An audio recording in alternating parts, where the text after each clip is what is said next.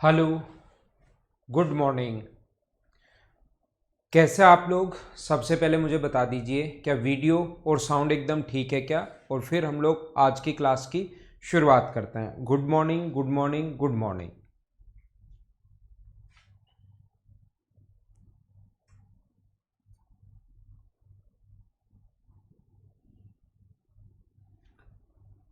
तो हम लोग पढ़ रहे हैं अब सर्किल के बारे में। आज की क्लास में मैं सर्किल की थ्योरी पढ़ाऊंगा, फिर मैं क्वाड्रिलेटरल की थ्योरी आप लोगों को बताऊंगा।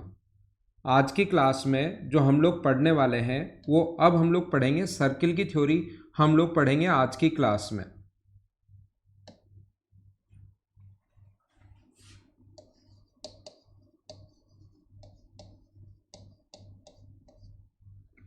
सर्किल या वृत्त, ऐसा कोई भी अपने पास, ये मैं आपको मेंसुरेशन में भी पढ़ा चुका हूँ। इसका मेंसुरेशन जो है वो मैं आप लोगों को पहले बता चुका हूँ क्षेत्रमिति के बारे में। अब मैं आप लोगों को समझाता हूँ इसकी ज्योमेट्री के बारे में।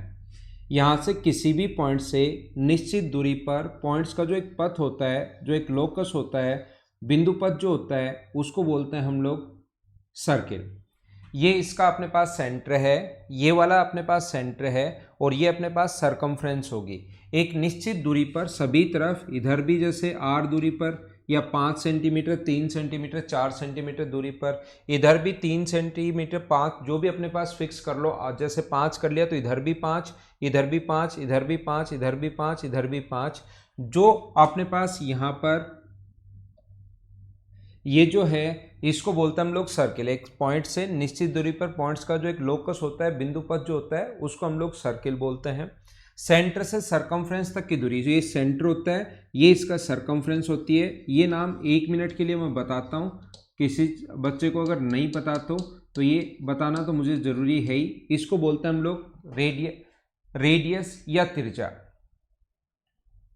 हाँ ना बोलिए कि एकदम ठीक है क्या? अरे वाह डेविल भाई। सेंटर सरकमफ्रेंस से सरकमफ्रेंस तक की डिस्टेंस को हम लोग बोलते हैं कोण या जीवा।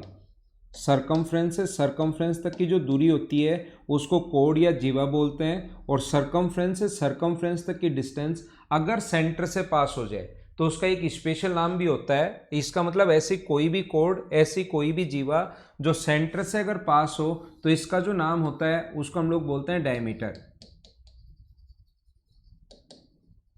उसको हम लोग बोलते हैं व्यास। तो डायमीटर जो होगा वो ध्यान रखना, रेडियस का हमेशा डबल होता है। सेंटर से सरकमफ्रेंस तक की दूरी रेडियस होती है और डायमीटर यहाँ तक की डिस्टेंस होती है, तो रेडियस से हमेशा डबल होगा डायमीटर। यहाँ से अगर आप लोग सरकमफ्रेंस पर देखना, यहाँ से आप लोग चलना शुरू करते हो और चलते हुए वापस अगर यहीं पर आ गए तो इस चीज़ को बोलते हैं हम लोग इसकी सरकमफ्रेंस या परिधि हम लोग बोलते हैं। लेकिन कभी भी परिधि का एक छोटा सा अगर भाग हुआ, यहाँ से यहाँ तक की दूरी मान लो, तो इसको हम लोग बोलेंगे आर्क या चाप।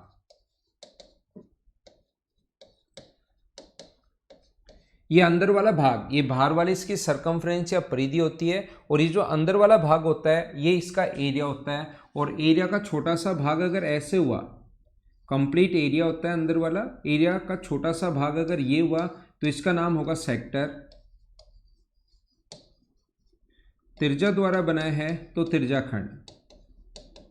ये सिर्फ सबसे पहले 2-3 मिनट में मैं ये चीज़ें बता रहा हूँ कि इनका ये नाम होता है, आप लोगों को ये चीज़ पता होनी चाहिए।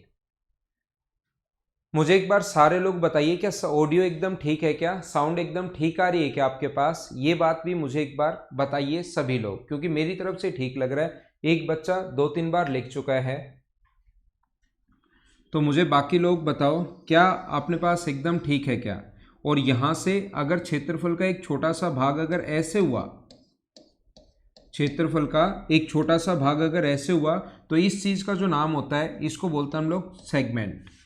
ये जो होता है इसका नाम जो होगा उसको बोलेंगे हम लोग सेगमेंट। जीवा द्वारा बना है तो इसका नाम होता है जीवाखंड। ये चीज़ आप लोग ध्यान रखना। ये अपने पास ऑडियो एकदम ठीक है क्या? एकदम ठीक है भाई। जिस बच्चे के पास नहीं चल रहा है तो आप लोग उसको बंद करके वापस आ जाओ, चलना शुरू हो जाएगा। इतनी सी बात है बस।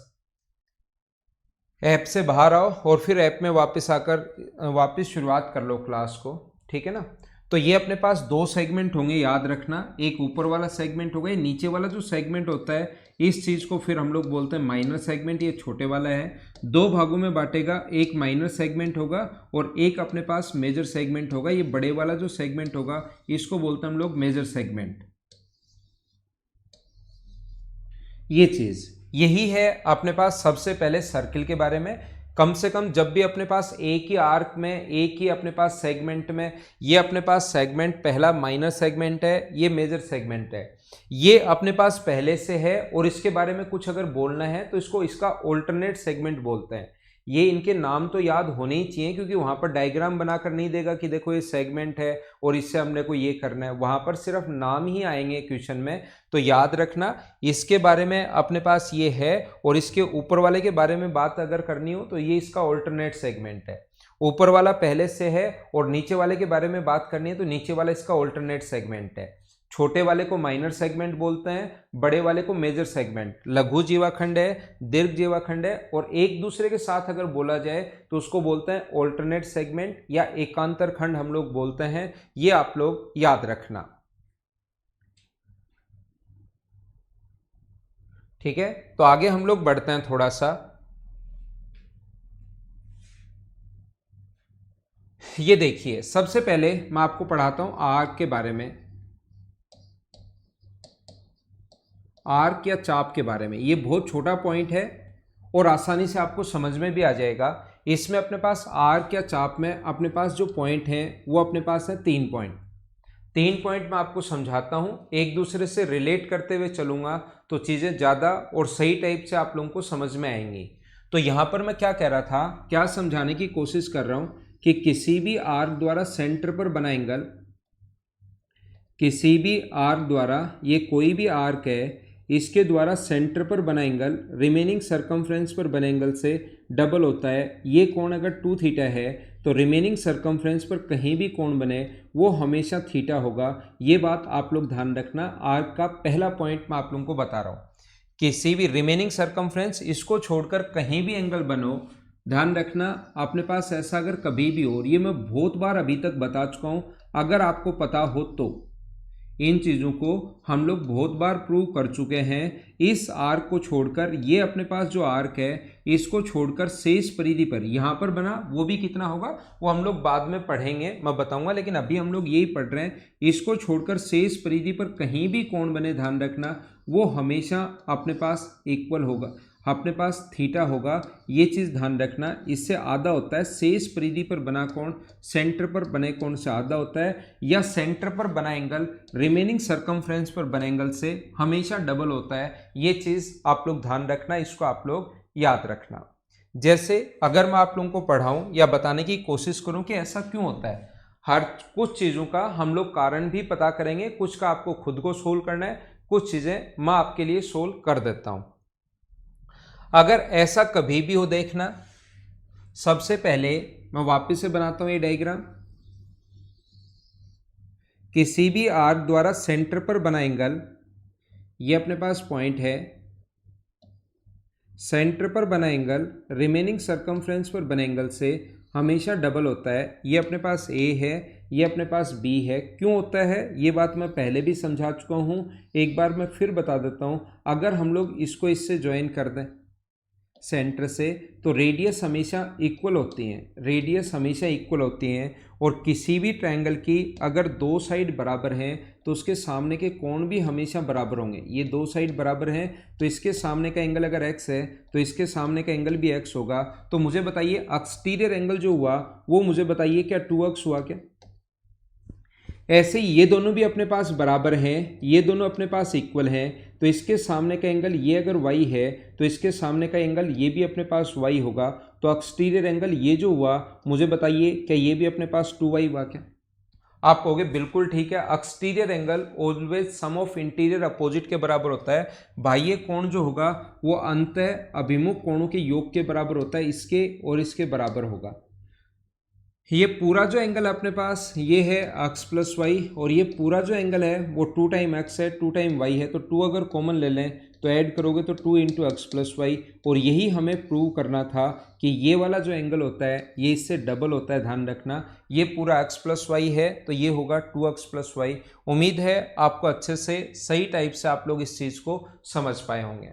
दूसरा जो डायग्राम मैंने बनाया, मुझे आप लोग ये बताइए, ऐसे अगर हम लोग डायग्राम बनाते हैं यहाँ से यहाँ तक, जो मैंने अभी भी आप लोगों को समझाया है, मुझे ये बताइए आप लोग कभी भी अगर ऐसा हो, इसको कैसे प्रूव करोगे?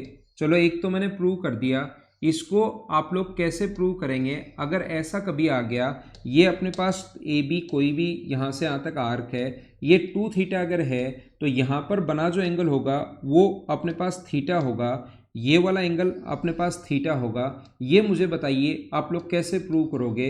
ये 2 थीटा है तो ये थीटा। जहाँ पर भी आप लोग घर पर बैठे हो, नोट बुक और पेन आपके पास होगा, उसको आप लोग लिखिए और करने की कोशिश कीजिए कि कैसे कर पाओगे।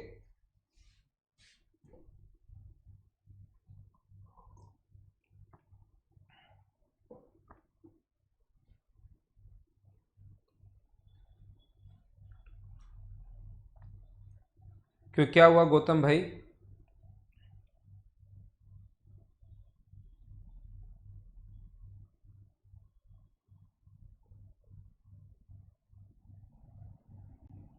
ठीक है तनु।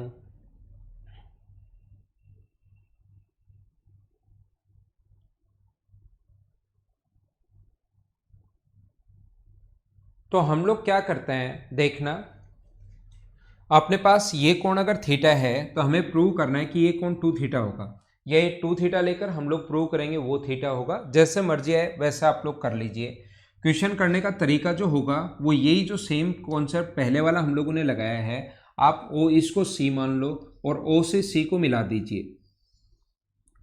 देखना, जैसे ही ओ से सी को मिलाओगे तो मैं एक ही बात कहूंगा आपको, ओ ए बराबर होगा ओ सी के। रेडियस हमेशा बराबर होती है, ओ ए ऑलवेज इक्वल होगा ओ सी के। तो इस ओ ए के सामने ये वाला एंगल अगर एक्स है, ये वाला एंगल अगर एक्स है, तो ये वाला एंगल भी एक्स होगा। ये बात आप लोग ध्यान रखना, और उम्मीद है ये बात आपको समझ में भी आया होगा।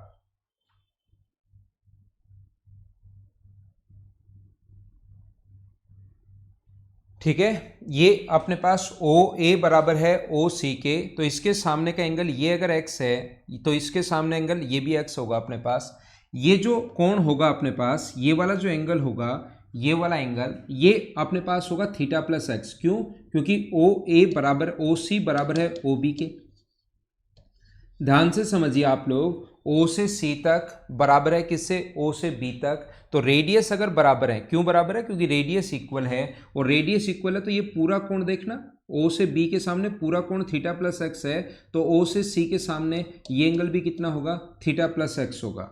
और ये पॉइंट अगर P मानूं मैं यहाँ पर, ये पॉइंट अगर मैं P मानूं, तो इस वाले ट्रायंगल की बात करूं अगर, इस वाइट वाले ट्रायंगल की, देखना, इस वाले ट्रायंगल की अगर बात की जाए तो मुझे आप लोग ये बताइए, क्या ये अपने पास एक्सटीरियर एंगल का काम कर रहा है क्या?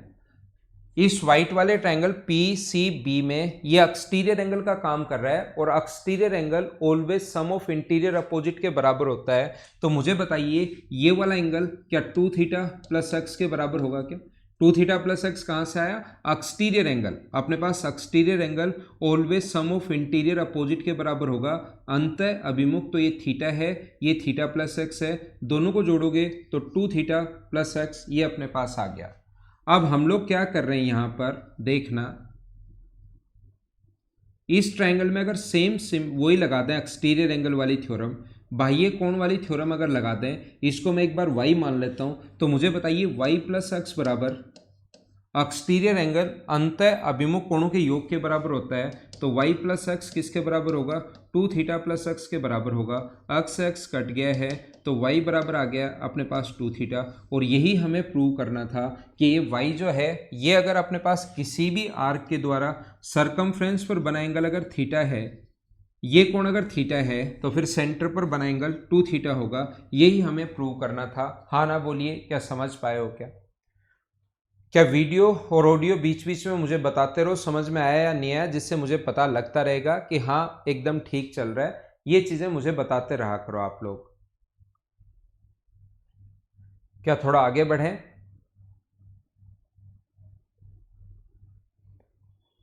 तो यहां पर मैं सिर्फ और सिर्फ एक ही चीज, सबसे पहला पॉइंट एक ही बात समझाने की कोशिश कर रहा हूं, सारे लोग ध्यान से समझना। मैं वापस बता देता हूं आप लोगों को, फिर से सिखाने की कोशिश कर रहा हूं। पहले पॉइंट में किसी भी आर्क द्वारा सेंटर पर बना एंगल, यहां पर ऐसा अपने पास है,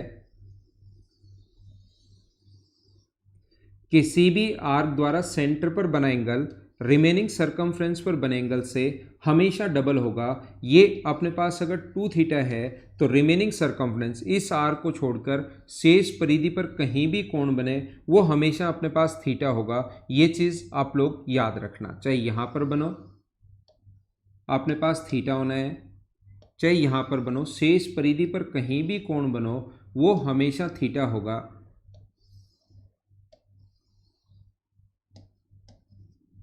ये अपने पास शेष परिधि पर कहीं भी कोण बनो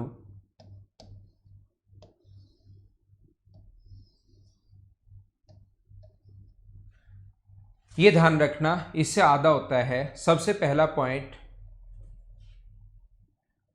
पॉइंट ये है। मैं दूसरे पॉइंट पर चलता हूं, पॉइंट नंबर सेकंड पर, 2 नंबर पॉइंट, आर्क के तीन अपने पास थ्योरम है, आर्क के 3 थ्योरम है। उसके बाद हम लोग कोड पर चलेंगे, उसके 9 या 10 फॉर्म अपने पास थ्योरम है, और उसके बाद टेंजेंट पर चलेंगे। 3 ही चीजें होती हैं इसमें, आर्क से रिलेटेड थ्योरम, लास्ट में मैं रिवाइज भी करवा दूंगा, फिर हम लोग कोड पर रिलेटेड थ्योरम अपने पास जीवा वाली, और फिर टेंजेंट वाली। सिर्फ ये 3 ही पॉइंट हैं। ये अगर आप लोग देख लोगे तो फिर कोई क्वेश्चन ऐसा नहीं बचेगा जो आप लोग नहीं कर पाओगे, थ्योरम भी ऐसी नहीं बचेगी।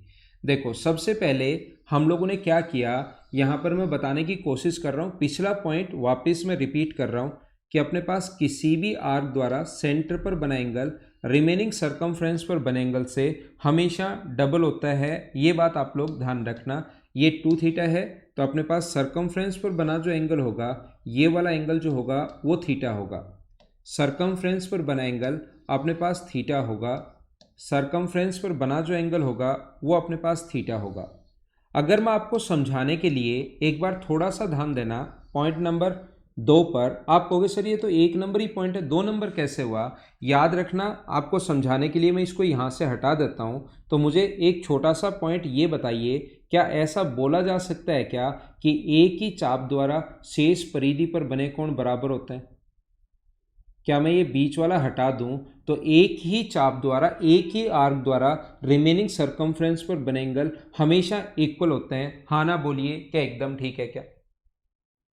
तो याद रखना, एक ही चाप द्वारा शेष परिधि पर बने कोण बराबर होते हैं, एक ही आर्क द्वारा रिमेनिंग सरकमफ्रेंस पर बने एंगल ऑलवेज इक्वल होते हैं। कहीं पर भी एंगल बनाओ, यहां पर जितने भी लोग वीडियो देख रहे हैं उसमें से 80-90% को ये बात याद रहती है, लेकिन एसएससी या सीडीएस कभी और अच्छा क्वेश्चन बनाना चाहेगा और बढ़िया अगर क्वेश्चन बनाना चाहेगा तो वो क्या क्वेश्चन बनाता है? याद रखना, एक लाइन सेगमेंट के एक ही तरफ बने कोण अगर बराबर हैं, एक लाइन सेगमेंट के एक ही तरफ बने कोण अगर बराबर हैं, ये और ये, एक लाइन सेगमेंट के एक ही तरफ बने कोण अगर कभी भी बराबर हैं तो ये बात आप लोग ध्यान रखना, अपने पास ये सभी अगर एंगल बराबर हैं इसका मतलब ये सभी पॉइंट एक सर्किल की सरकमफ्रेंस पर होंगे। ये चीज आप लोग याद रखना। इसका उल्टा याद रखना है, सर्किल में जो चीजें हम लोग पढ़ रहे हैं इनका उल्टा आप लोग याद रखना, क्वेश्चन उससे आएगा, बहुत सही क्वेश्चन बनता है। याद रखना, ध्यान रखना, एक सर्किल की सरकमफ्रेंस पर बने कोण अगर हैं तो वो हमेशा बराबर होते हैं। अगर पहले से दे दे कि एक लाइन सेगमेंट के एक ही तरफ, दोनों तरफ नहीं होने चाहिए भी, याद रखना, ये यहां से यहां तक एक लाइन सेगमेंट है, ये यहां से यहां तक एक लाइन सेगमेंट है, इसके एक ही तरफ बने कोण अगर बराबर हैं इसका मतलब वो सभी पॉइंट सर्किल की सरकमफ्रेंस पर होंगे। ये चीज आप लोग ध्यान रखना। कितने भी पॉइंट बना लो, जरूरी नहीं 3 ही बनाओ, कितने भी पॉइंट एक लाइन सेगमेंट के एक ही तरफ बने कोण, अगर यहाँ पर एक पॉइंट सी पर और यहाँ पर एक पॉइंट डी है, इन पर बने कोण अगर बराबर हैं, ये भी थीटा है, ये भी थीटा है, तो याद रखना इसका मतलब कोई ऐसा सर्किल हम लोग ड्रॉ कर सकते हैं जो इसके सभी वर्टिसेज को टच करेगा, ऐसे करते हुए निकलेगा। ये आप लोग याद रखना। अगला पॉइंट मैं समझाता हूं, देखना। मैं आप लोगों को क्या बता रहा हूं, पॉइंट नंबर 3 पर हम लोग आते हैं। मैंने अभी भी आप लोगों को बताया या अभी भी आप लोगों को सिखाने की कोशिश की कि किसी भी आर्क द्वारा एक ही चीज़ से मैं रिलेट करता जाता हूँ अगला पॉइंट, जिससे आपको और अच्छे से एक पूरा ऐसे लेसन चैप्टर सा लगे पूरा का पूरा ये, इसलिए मैं एक दूसरे से रिलेट करता जाता हूँ। किसी भी आर्क द्वारा सेंटर पर बना एंगल रिमेनिंग सरकमफ्रेंस पर बने एंगल से डबल होता है, या सरकमफ्रेंस पर बना एंगल सेंटर पर बने एंगल से आधा होता है। अगर हम लोग थोड़ा सा बड़ी आर्क ले लें और इतनी बड़ी आर्क ले लें कि ये सेमी सर्कल बन जाए, हम लोग थोड़ी बड़ी आर्क ले लें और इतनी बड़ी आर्क अगर ले लें कि ये अपने पास जो है इतनी बड़ी आर्क ले लें कि ये सेमी सर्कल बन जाए, तो ये सेमी सर्कल अगर होगा तो अपने पास ये स्ट्रेट लाइन बन जाएगी व्यास, और ये सेंटर पर बना एंगल अगर 180 डिग्री होगा तो सरकमफ्रेंस पर बना एंगल क्या इससे आधा 180 से आधा क्या 90 डिग्री होगा? क्या बिल्कुल ठीक है क्या?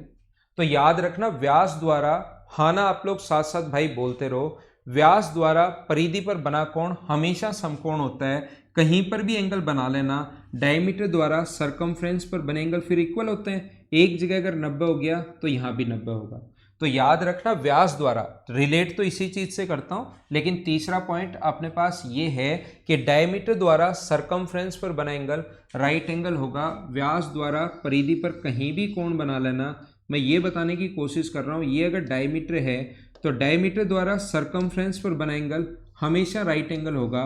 व्यास द्वारा परिधि पर कहीं भी कोण बना लो, डायमीटर द्वारा सरकमफ्रेंस पर बना एंगल ऑलवेज राइट एंगल होगा।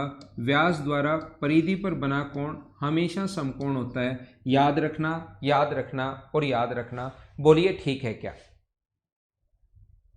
व्यास द्वारा परिधि पर बना कोण हमेशा समकोण होता है, डायमीटर द्वारा सरकमफ्रेंस पर बना एंगल हमेशा राइट एंगल होगा। ये आप लोग ध्यान रखना, कहीं पर भी अगर कोण बने व्यास द्वारा परिधि पर बना कोण समकोण होता है।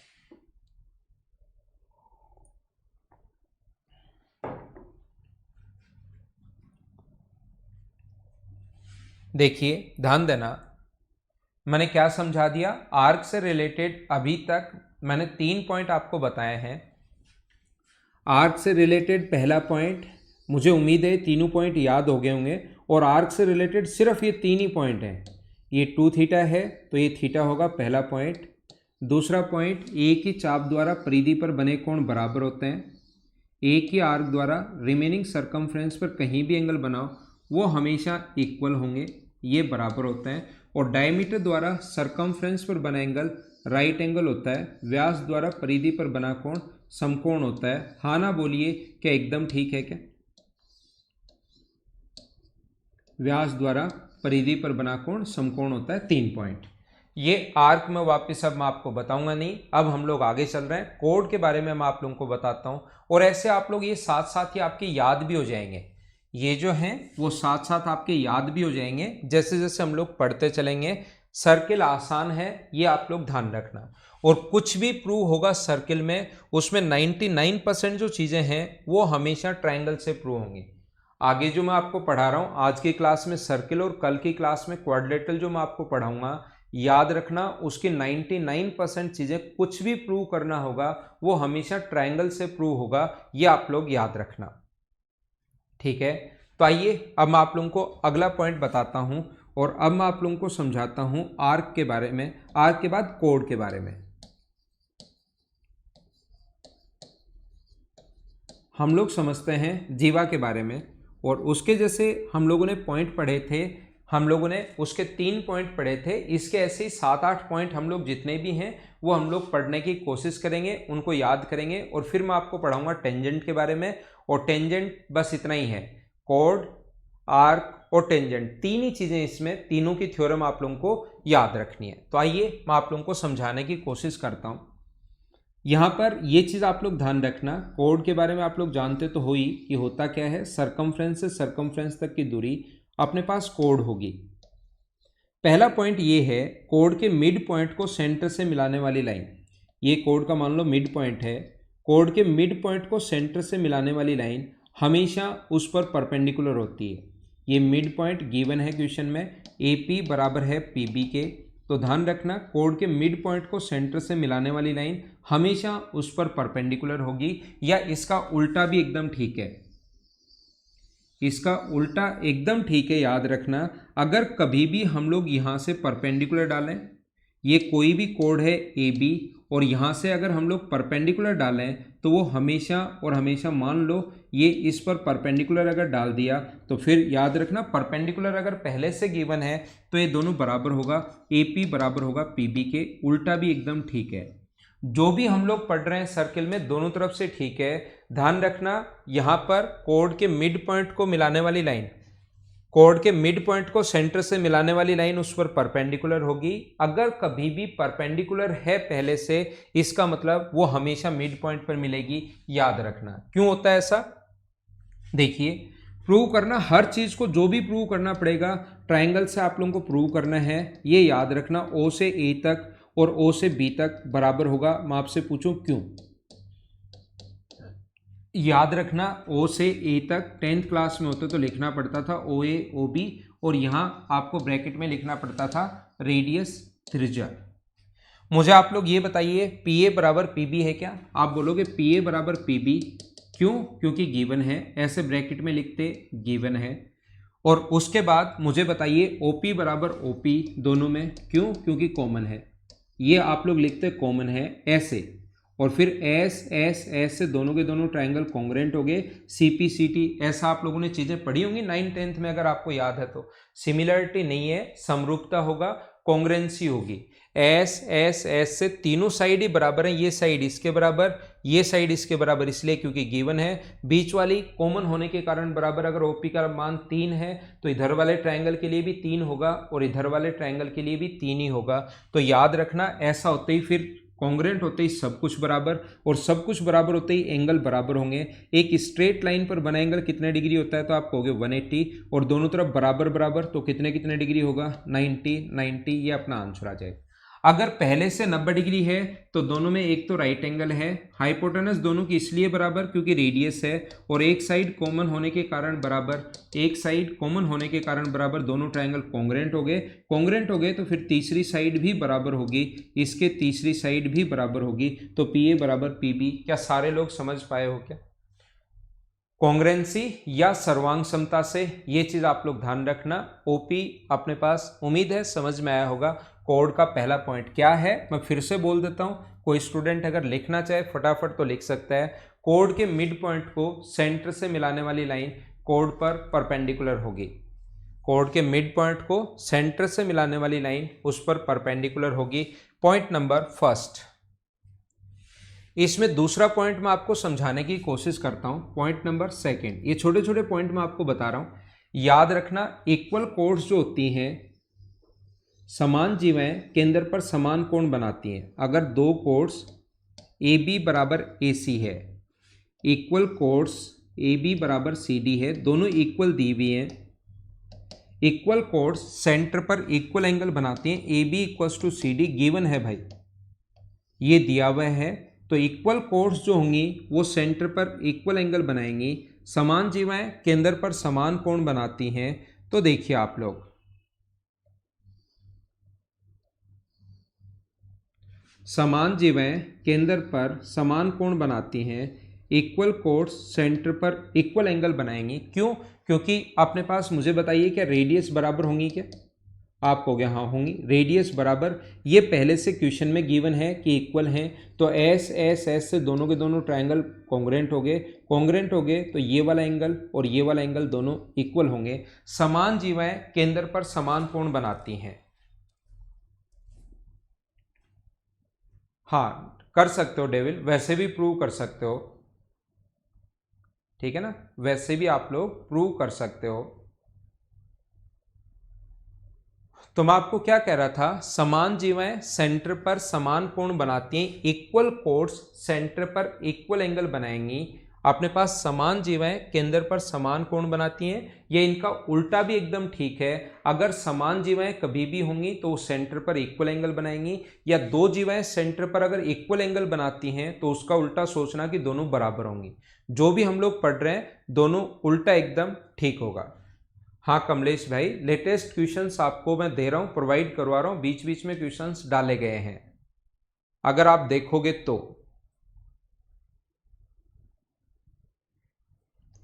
यहाँ पर तीसरा जो पॉइंट मैं आपको बता रहा हूँ, पॉइंट नंबर 3, इसमें अपने पास यहाँ पर तो मैं तो ये कह रहा हूँ आप कोई भी एग्जाम दो, आपको कम से कम मैंने 700 क्वेश्चंस दिए होंगे, इसके 700 के लगभग क्वेश्चंस मैं प्रोवाइड करवा रहा हूँ, प्लस ये थ्योरी मेरी पढ़ लो। कोई भी एग्जाम देना, geometry, mensuration, algebra, trigonometry, coordinate geometry, ये जो मैं पढ़ा रहा हूँ, आप लोग कोई भी एग्जाम देना जो एसएससी और सीडीएस का लेवल होता है, उससे तो मैंने बहुत हाई लेवल की चीजें आप लोगों को बताई हैं, ये आप लोग ध्यान रखना।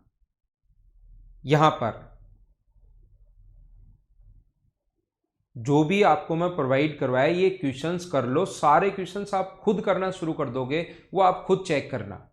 एक बार इन क्वेश्चंस को ईमानदारी से करने के बाद जो भी बुक है, कोई भी नोट्स है, किसी भी एग्जाम में आया हुआ क्वेश्चन आप करना, 2 बार कर लो सिर्फ अच्छे से इन क्वेश्चंस को, सारे क्वेश्चंस और थ्योरी जितनी डीप से मैंने पढ़ाई है वो पढ़ लो, सारे क्वेश्चंस आपसे होने शुरू हो जाएंगे। ठीक है ना। तो यहां पर अपने पास ऐसा है, इक्वल कोड सेंटर पर देखना। दूसरा, इसके साथ साथ ही मैं ये बताता हूं कि इक्वल कोड सेंटर से हमेशा इक्वल डिस्टेंस पर होंगी, समान जीवाएं केंद्र से हमेशा समान दूरी पर होती हैं, ये याद रखना। या उल्टा भी एकदम ठीक है, अगर 2 कोड्स बराबर हैं तो सेंटर से इक्वल डिस्टेंस पर होंगी, और सेंटर से इक्वल डिस्टेंस पर, ये गिवन है दोनों बराबर हैं, तो याद रखना इसकी डिस्टेंस, और डिस्टेंस का मतलब याद रखना हमेशा परपेंडिकुलर डिस्टेंस, इसकी डिस्टेंस याद रखना, कौन सी डिस्टेंस, परपेंडिकुलर डिस्टेंस। अगर 2 कोड्स बराबर हैं तो सेंटर से हमेशा इक्वल डिस्टेंस पर होंगी, ये आप लोग ध्यान रखना। OP बराबर होगा OQ के, OP बराबर होगा OQ के, ये चीज आप लोग ध्यान रखना। इक्वल कोड सेंटर से इक्वल डिस्टेंस पर होती हैं, और इक्वल डिस्टेंस पर अगर हैं तो वो इक्वल लेंथ की होती हैं। जो हम लोग पढ़ रहे हैं इनका उल्टा भी एकदम ठीक है, ये आप लोग याद रखना इसके साथ साथ। ठीक है, अगला देखिए 4 नंबर पॉइंट, पॉइंट नंबर 4, ये अपने पास कहा गया है, देखना आप लोग सीखने की कोशिश करना।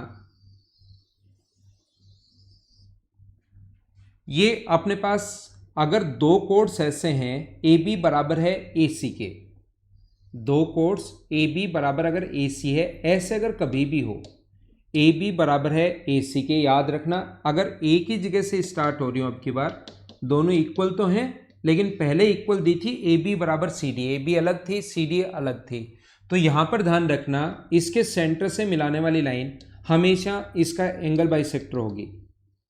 AB बराबर अगर AC है तो सेंटर से मिलाने वाली लाइन हमेशा इसका एंगल बाइसेक्टर होगी, हमेशा इसका कोण समद्विभाजक होगी। मतलब ये दोनों जो लाइन है, वो दोनों जो एंगल हैं वो हमेशा इक्वल होंगे, याद रखना।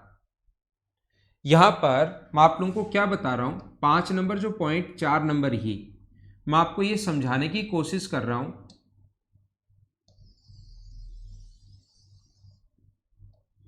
अगर ये दोनों बराबर हैं, AB बराबर है AC के, ये दोनों अगर बराबर हैं तो देखना आप लोग समझने की कोशिश करना, ये दोनों अगर बराबर हैं तो सेंटर से मिलाने वाली लाइन इस एंगल का एंगल बाइसेक्टर क्यों होती है? सेंटर से जो मिलाने वाली लाइन है इस एंगल का एंगल बाइसेक्टर इसलिए होती है क्योंकि यहां से अगर आप लोग इसको मिला दो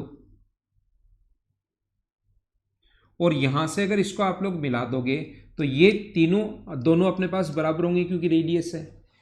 ये इसके बराबर इसलिए क्योंकि गिवन है, और ये बीच वाली साइड कॉमन होने के कारण बराबर।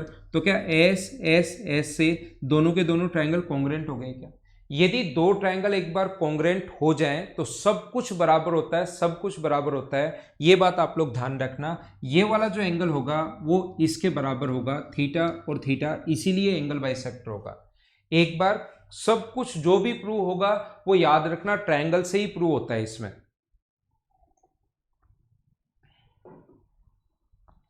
यहां पर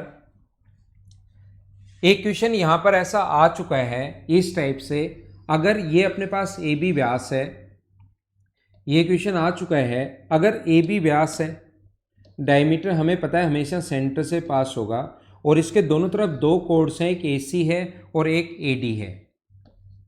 AC व AD अगर सेंटर के साथ इक्वल एंगल बनाए, AC व AD सेंटर के साथ इक्वल एंगल बनाए, तो बताइए निम्नलिखित में से कौन सा सत्य है। पहला पॉइंट हम लोगों को कहेगा AC जो है वो लेस देन AD, दूसरा point AC greater than AD, तीसरा पॉइंट अपने पास AC परपेंडिकुलर होगा AD पर, और चौथा पॉइंट जो है वो AC बराबर होगा AD के। ऐसा हम लोगों से वो बोलता है। तो मुझे आप लोग ये बताइए, सारे लोग, वापस मैं बताता हूं। यहां पर अपने पास अगर दो कोर्स यहां से सेंटर से अगर मिलाने वाली लाइन, हमेशा आप लोग ध्यान रखना ये अपने पास इसका सेंटर है, तो ये दो कोर्स उल्टा क्वेश्चन देता है। मतलब मैं ये समझाने की कोशिश कर रहा हूं आपको।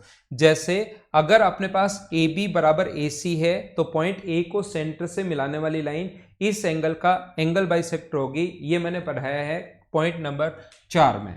क्यों होता है ये चीज भी मैंने बता दी है, क्योंकि इसको इससे मिलाओगे, इसको इससे मिलाओगे तो रेडियस बराबर, ये इसके बराबर पहले से, ये बीच वाली कॉमन होने के कारण बराबर, तो दोनों ट्रायंगल एस एस एस से कॉन्ग्रुएंट हो जाएंगे, और कॉन्ग्रुएंट होते ही सब कुछ बराबर। लेकिन मैं कह रहा हूं कि क्वेश्चन उल्टा आता है। एसएससी जब पूछता है तो हम लोगों से ऐसे क्वेश्चंस पूछता है कि ये बताइए, ये आया हुआ क्वेश्चन है एसएससी मेंस में, तो ध्यान रखना ऐसे क्वेश्चन में अगर ये दोनों तरफ सेंटर से मिलाने वाली लाइन, ये एंगल इसके अगर बराबर है, तो इसका मतलब AC बराबर AD होगा। ये बात आप लोग ध्यान रखना, ये चीज आप लोग याद रखना। क्या हम लोग आगे चलें? थोड़ा सा और हम लोग आगे बढ़ते हैं। इनको वैसे भी प्रूव कर सकते हो कि यहां से यहां पर मिला दो, तो अपने पास व्यास बराबर है, डायमीटर अपने पास इक्वल है, एक अपने पास कोण 90 डिग्री होने के कारण बराबर, और एक एंगल ये क्वेश्चन में खुद ने बराबर दिया हुआ है, तो दो एंगल बराबर और एक साइड कॉमन होने के कारण बराबर, तो AAS से दोनों के दोनों त्रिभुज सर्वांगसम हो जाएंगे, और सर्वांगसम होते ही फिर तो सब कुछ बराबर होता है। ऐसे भी आप लोग देख सकते हो, या वो याद है पॉइंट उसका उल्टा, तो ऐसे आप लोग कर सकते हैं। पॉइंट नंबर 5 की तरफ मैं बढ़ता हूं। देखना, पॉइंट नंबर 5 समझाने की कोशिश करता हूं। यहां पर पॉइंट नंबर 5 जो है वो इस प्रकार से अपने पास है। यदि कभी भी अपने पास ऐसा हो, सीखने की कोशिश करना,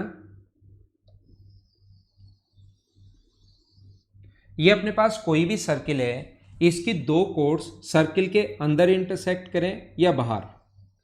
अगर ऐसे हुई दो कोर्स तो ये सर्किल के अंदर इंटरसेक्ट करेंगी, AB और CD। अगर ऐसे हुई तो ध्यान रखना ये अंदर की तरफ इंटरसेक्ट करेंगी, यहाँ पर P, और ये पॉइंट मान लो O है।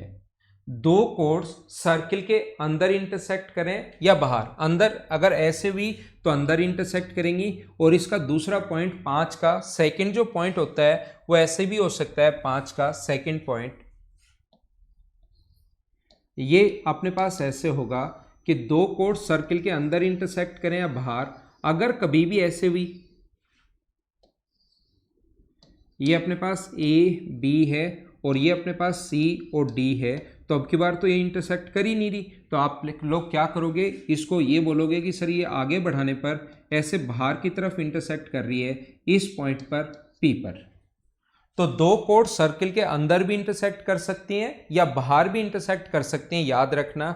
और तीसरा जो पॉइंट है 5 का 3, 5 में 3 पॉइंट हैं, 5 का थर्ड अगर मैं आप लोगों को पढ़ाऊं तो अगर कोई भी लाइन ऐसे भी हो सकती है जो एक तो ऐसे इंटरसेक्ट करे यहां से बाहर से,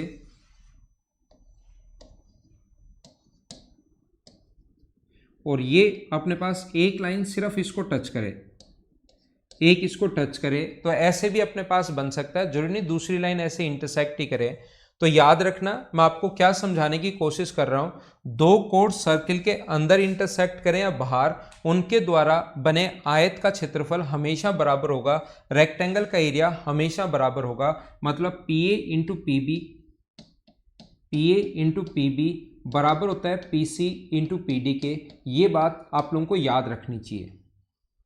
दो कोड्स सर्किल के अंदर इंटरसेक्ट करें या बाहर, उनके द्वारा बने आयत का क्षेत्रफल हमेशा बराबर होता है। ये बात आप लोग ध्यान रखना। मैं आपको क्या समझाने की कोशिश कर रहा हूं इस पर मैं वापस आऊंगा। दो कोड्स सर्किल के अंदर इंटरसेक्ट करें या बाहर, उनके द्वारा बने आयत का क्षेत्रफल रेक्टेंगल का एरिया हमेशा बराबर होगा। ये चीज आप लोग ध्यान रखना। मैं बार बार बोल रहा हूं, उनके द्वारा बने आयत का क्षेत्रफल रेक्टेंगल का एरिया हमेशा बराबर होगा। क्या आपको कहीं पर इसमें रेक्टेंगल बनता हुआ दिखाई दे रहा है क्या? मुझे आप लोग ये बताइए, या इसमें कहीं पर आप लोग मुझे बताओ, क्या रेक्टेंगल बनता हुआ आपको दिखाई दे रहा है क्या? याद रखना, रेक्टेंगल नहीं बन रहा। तो रेक्टेंगल इसमें बनता नहीं है, छोड़ो उसको, रेक्टेंगल का एरिया बराबर होता है। आप लोग इधर ध्यान दो, उस चीज को छोड़िए, मैं आपको समझाता हूं कि ये बराबर होता क्यों है। ये पॉइंट यहां पर P है, आप एक छोटा सा काम कीजिए, इसको इससे मिलाओ, ज्वाइन करो, A को D से ज्वाइन कर दीजिए और B को C से ज्वाइन कर दीजिए। तो अगर आप लोगों को पता हो, अगर आप लोगों को याद हो कि एक ही चाप द्वारा शेष परिधि पर बने कोण बराबर होते हैं, एक ही आर्क द्वारा रिमेनिंग सर्कमफ्रेंस पर बने कोण बराबर होते हैं, तो ये कोण अगर थीटा है तो ये कोण थीटा होगा। हाँ ना बोलिए, क्या याद है क्या? मैं आपको ये बता रहा हूं, एक ही चाप द्वारा, आप जो मैं बोलता जा रहा हूं उसको बताते चलो, एक ही आर्क द्वारा रिमेनिंग सर्कमफ्रेंस पर बने एंगल इक्वल होते हैं। तो ये कोण अगर थीटा अपने पास है तो क्या ये कोण भी अपने पास थीटा होना बराबर होगा क्या? और वर्टिकली अपोजिट एंगल बराबर होते हैं, ये कोण इसके बराबर होगा, वर्टिकली अपोजिट एंगल बराबर होते हैं। दो ट्रायंगल के दो एंगल बराबर होते ही मुझे बताओ, क्या तीसरा अपने आप बराबर होगा क्या? हाँ, आप बोलोगे बराबर होगा। और तीनों एंगल बराबर होते ही क्या ट्रायंगल PAD जो है, ट्रायंगल PAD सिमिलर हो गया किसके साथ? PCB के साथ। मैंने कहा कुछ भी प्रूव होगा वो हमेशा ट्रायंगल से प्रूव होगा, ये बात आप लोग ध्यान रखना, इस चीज को आप लोग याद रखना। PAD सिमिलर होगा किसके साथ? PCB के साथ। सिमिलरिटी समझ पाए हो क्या? अब हम लोग क्या करेंगे, सिमिलरिटी में भुजाएं समान अनुपात में होती हैं, इसकी साइड PA और इसकी साइड PC, इसकी साइड AD और इसकी साइड CB, इसकी साइड PD और इसकी साइड PB। याद रखना, ये बीच वाला काम का है नहीं, इसको छोड़ देंगे। फर्स्ट और लास्ट देखिए, PA क्रॉस मल्टीप्लाई अगर कर दें तो PA इंटू PB बराबर होगा किसके? PC इंटू PD के। बराबर कैसे आया, क्या बात समझ पाए हो क्या? ऐसा अपने पास होगा, ये जो अपने पास है ये गिवन होगा, जैसे ये अपने पास 8 है, ये अपने पास 6 है, ये अपने पास 3 है, तो ये बताओ कितना होगा? तो हम लोग तुरंत लिख देंगे 8 गुना 3 बराबर अपने पास होगा 6 गुना x, और यहाँ से सोल्व करके x का जो मान आ जाएगा वो कितना आ जाएगा? 4। ऐसे क्वेश्चन आ सकता है।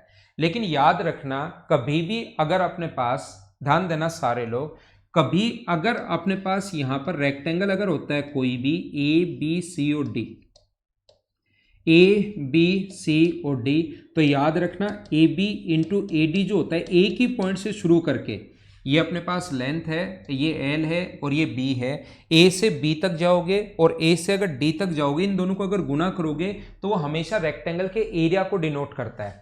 AB इंटू उसी पॉइंट से शुरू करके A से B तक और A से D तक। तो याद रखना, इसमें कहीं भी रेक्टेंगल नहीं बन रहा, इसमें अपने पास कहीं भी रेक्टेंगल नहीं बन रहा है। याद रखना, सिमिलरिटी से ये आता है, लेकिन ये आने के बाद जब हम लोग इसको मेंसुरेशन से रिलेट करने की कोशिश करते हैं, इस चीज को जब हम लोग मेंसुरेशन से रिलेट करने की कोशिश करते हैं कि एक लेंथ है P से A तक और एक लेंथ है P से B तक, तो बताइए क्या ये PA इंटू PB जो होगा वो क्या इस रेक्टेंगल के एरिया को डिनोट करेगा क्या? तो ध्यान रखना, PA इंटू P से A तक और P से B तक लंबाई और चौड़ाई पर जो अपने पास रेक्टेंगल बना उसका एरिया, और P से C तक और P से D तक जो रेक्टेंगल बना उसका एरिया, दोनों का एरिया बराबर होता है। PA इंटू PB एक रेक्टेंगल के एरिया को डिनोट करता है, ये L और ये B, L इंटू B। ध्यान रखना आप लोग, कहीं भी इसमें रेक्टेंगल नहीं बनता, लेकिन एक बार क्वेश्चन CDS में आ चुका है कि अगर दो कोण सर्कल के अंदर इंटरसेक्ट करें तो बताइए उनके द्वारा बने किसका एरिया बराबर होगा? क्या रेक्टेंगल का एरिया बराबर होगा, पैरेललोग्राम का एरिया बराबर होगा, या अपने पास ट्रिपेजियम का एरिया बराबर होगा? और एक डी ऑप्शन और दे दिया, तो फिर आप लोग वहां पर जब नहीं पढ़ा हुआ रहता है तब कंफ्यूज रहते हो कि यार ये क्या क्वेश्चन आ गया।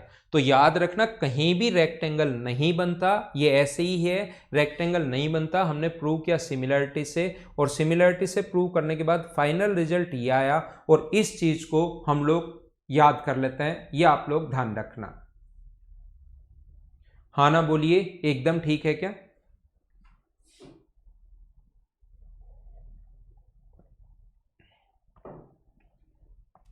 एक पॉइंट मैंने प्रूव कर दिया है, दूसरा पॉइंट याद रखना, प्रूव खुद ही करने की कोशिश करना होगा, वही सिमिलरिटी से, समरूपता से करने की कोशिश करना। यहाँ पर एक पॉइंट मैं बता देता हूँ, यहाँ पर मैं समझाऊंगा, अभी नहीं समझाया है। याद रखना किसी भी टेंजेंट व कोड के बीच, और ये भी बताऊंगा होता क्यों है, ये भी मैं समझाऊंगा। टेंजेंट व कोड के बीच बना कोण अगर थीटा है तो इधर जहां भी कोण बनेगा वो एंगल थीटा होगा। याद रखना, ये बात मैं समझाऊंगा आपको, अभी तक समझाई नहीं है, ये मैं समझाऊंगा। अब देखिए पिछले क्वेश्चन में अगर आप लोग यहां से इसको याद करना चाहते हो तो P से A तक और फिर वापस P से D तक होता है। जैसे ये अगर 6 है, ये 4 है, और ये अगर अपने पास 5 है, और ये अगर अपने पास x है, तो एक ही याद रखना, कुछ लोग गलती ये करते हैं 6 गुना 4 बराबर 5 गुना x, ऐसे ये साफ साफ गलत हो जाएगा। मैं आपको कह रहा हूँ P से A तक होगा और फिर P से B तक होगा, याद रखना वापस से। तो यहाँ से 6 P से A तक आए और फिर P से B तक कितना होगा 10, ऐसे ये कितना होगा 5 × 5 + x, और यहाँ से अपने पास x की वैल्यू आ जाएगी जब हम लोग सोल्व करेंगे इस क्वेश्चन में। P से A तक होता है और P से फिर कहाँ तक होता है, B तक। ये बात आप लोग याद रखना, इस चीज़ को आप लोग ध्यान रखना। तो यहाँ पर 2 बार आना है, P से A तक और फिर P से B तक, P से C तक और फिर P से D तक, 2 बार आना है। अब अगर सिर्फ एक ही पॉइंट को ये टच करे तो हम लोग एक बार P से A तक और P से B तक, P से A × P से B, तो अपने पास यहाँ तक तो ठीक है। अब अगर ये एक ही पॉइंट को टच करे तो P से T तक, P से T तक क्या 2 बार आना पड़ेगा क्या? तो एक ही पॉइंट को टच करे तो इसको क्या बोलते हैं हम लोग, PT²। तो यहाँ पर अगर लिखना चाहे वो तो PT² वर्ग के क्षेत्रफल को डिनोट करता है, ध्यान रखना। साइड स्क्वायर जो होता है वो स्क्वायर के एरिया को डिनोट करता है, तो हम लोग बोल सकते हैं PT² बराबर होगा PA × PB। ये बात आप लोग ध्यान रखना, इस चीज को आप लोग याद रखना, PT² बराबर PA × PB, ये आप लोग याद रखना, इस चीज को आप लोग ध्यान रखना। PT वर्ग का क्षेत्रफल है और PA और PB को अगर मेंसुरेशन से रिलेट करना चाहे तो वो रेक्टेंगल का अपने पास एरिया है। मैं आपको क्या बताना चाह रहा हूँ, टेंजेंट, इसको एक ही पॉइंट को टच करके जाए उसको टेंजेंट बोलते हैं, और अगला पॉइंट टेंजेंट का ही होगा, ध्यान रखना। उसमें मैं ये समझाऊंगा क्यों होता है, अभी याद कर लो। ये कोण थीटा है तो ये कोण भी थीटा होगा, ध्यान रखना। अगर मैं इसको इससे मिला दूं, अगर मैं इसको इससे मिला दूं तो याद रखना, ये कोण अगर अपने पास थीटा है, ये एंगल अगर अपने पास थीटा है, तो याद रखना ये वाला जो एंगल होगा अपने पास, ये वाला कोण भी कितना होगा, थीटा होगा। ये चीज़ आप लोग ध्यान रखना, ये मैं आप लोगों को बताना चाह रहा हूँ। ये कोण अगर अपने पास अक्स मानूं, मैं एक बार ये कोण अगर मैं अक्स मानूं, ये एंगल मैंने मान लिया थीटा, तो ये अपने पास थीटा हो गया, ये एंगल मैंने एक्स मान लिया है। और मुझे बताइए छोटे वाले ट्रायंगल में ये जो एक्सटीरियर एंगल होगा बाह्य कोण, ये कोण थीटा है, ये एक्स है, तो ये जो एक्सटीरियर एंगल होगा ये वाला, ये मुझे सारे लोग मिलकर बताओ क्या थीटा प्लस एक्स आ गया है क्या? Exterior angle always sum of interior opposite के बराबर होता है, थीटा प्लस एक्स। इस छोटे वाले ट्रायंगल में थीटा ये रहा, थीटा प्लस एक्स ये रहा, और क्या ये वाला जो ट्रायंगल है पी वाला जो एंगल है वो अगर मैं y मानूं तो मुझे बताओ इस ट्रायंगल TAP के साथ भी ये y होगा और बड़े वाले ट्रायंगल के साथ भी ये y होगा, क्या दोनों में कॉमन है क्या? ये वाला P एंगल इस छोटे वाले ट्रायंगल में भी और पूरे बड़े वाले ट्रायंगल में कॉमन है, ये चीज आप लोग ध्यान रखना। तो यहाँ सिमिलरिटी बड़ी इंपॉर्टेंट सी सिमिलरिटी लगेगी, कि कैसे लगेगी वो चीज मैं समझा रहा हूं आपको, ठीक है ना। मैं आपको क्या बता रहा हूं, देखना, मैं इस ट्रायंगल की बात कर रहा हूं, बड़े वाले ट्रायंगल की अगर मैं बात करूं, सीखने की कोशिश करना। अगर मैं इस बड़े वाले ट्रायंगल की बात करूं यहां पर इसकी, तो इस बड़े वाले ट्रायंगल में देखिए आप लोग मुझे बताइए कोण कितना कितना है।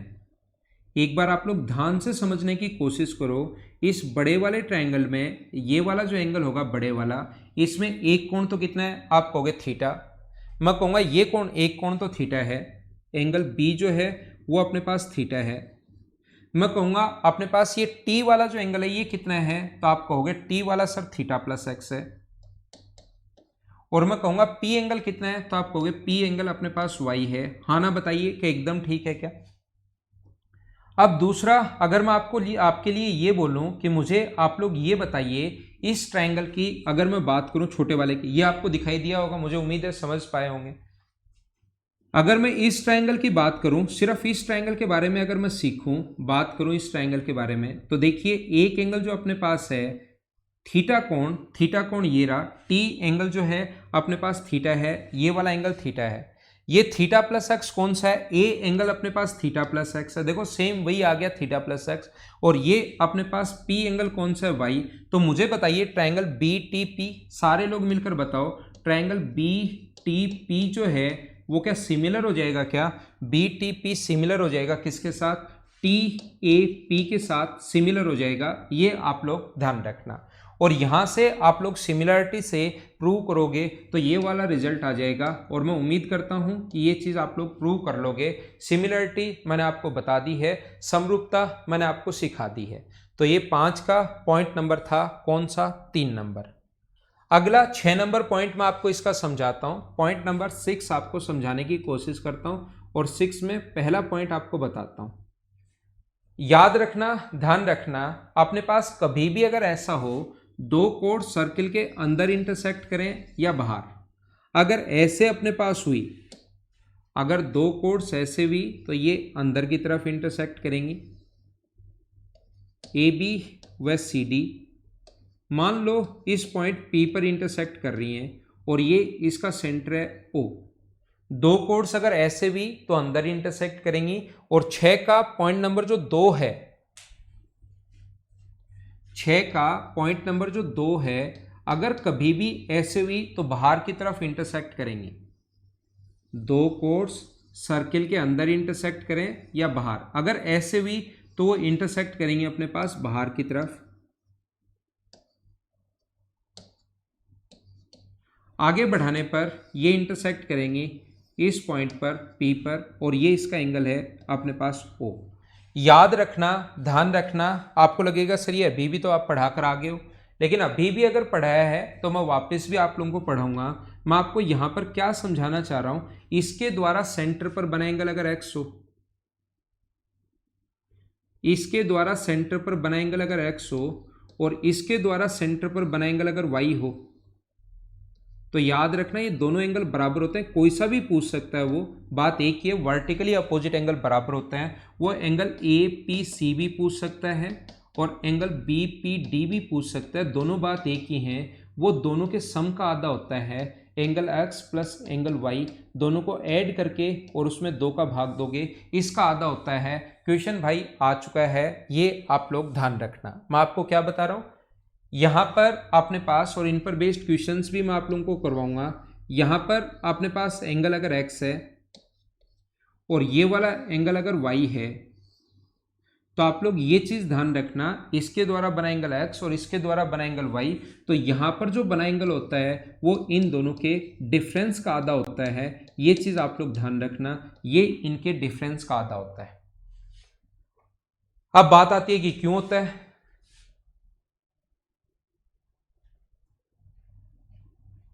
ठीक है ना, अब बात आती है कि अपने पास क्यों हुआ ये। मैं आपको क्या बताने की कोशिश कर रहा हूं, देखना, मैं आपको यह समझाने की कोशिश कर रहा हूं कि कोई भी अगर सर्किल अपने पास है, तो यहां पर अपने पास दो कोड्स अगर हैं ए बी व सी डी, ये अपने पास ए बी है और दूसरा अपने पास है सी और डी। ये इस पॉइंट P पर मान लो एंगल बनाए। पहले तो एक एग्जांपल से मैं बताता हूँ। ये वाला एंगल मान लो 80 है, जो एसएससी में आ चुका है, वो क्वेश्चन मैं करवा रहा हूँ। और ये वाला एंगल मान लो अपने पास यहाँ पर 90 है। देन पूछता है कि ये वाला पॉइंट अगर P है तो आप लोग ए पी सी बता दो। तो याद रखना ए पी सी जो यहाँ पर होगा, एंगल ए पी सी अगर पूछे तो वो दोनों के सम का 80 प्लस 90 को जोड़ के 2 का भाग दोगे, तो आंसर कितना आ गया, 85 डिग्री। ये अपना आंसर होगा, ध्यान रखना। ठीक है ना, ये अपने पास 80 है, ये अपने पास 90 है, तो ये दोनों के सम का आधा होता है। ये चीज आप लोग ध्यान रखना। अब बात आती है कि सम का आधा सर होता क्यों है। मुझे एक काम कीजिए, आप लोग सब कुछ जो भी प्रूव होगा वो हमेशा ट्रायंगल से प्रूव होगा। आप लोग इसको ज्वाइन कर दो। इस आर्क द्वारा, ध्यान से समझना सारे लोग, इस आर्क द्वारा सेंटर पर बना एंगल अगर y है तो सेम आर्क द्वारा सरकमफ्रेंस पर बना एंगल, मुझे बताइए क्या y/2 होगा क्या? इसी आर्क द्वारा सेंटर पर ये है तो सरकमफ्रेंस पर ये होगा। इस आर्क द्वारा सेंटर सरकमफ्रेंस पर बना एंगल अगर x है तो सेम आर्क सेंटर पर बना एंगल अगर x है तो सेम आर्क द्वारा सरकमफ्रेंस पर बना एंगल, क्या अपने पास ये वाला एंगल x/2 होगा क्या? और अगर थोड़ा सा मैं इसको हाईलाइट करके ध्यान से समझाने की कोशिश करूं, इस ट्रायंगल की आपके लिए अगर मैं बात करूं, एक बार इस ट्रायंगल के बारे में अगर मैं समझाऊं तो मुझे बताइए आगे बढ़ाने पर क्या ये एक्सटीरियर एंगल का काम कर रहा है क्या?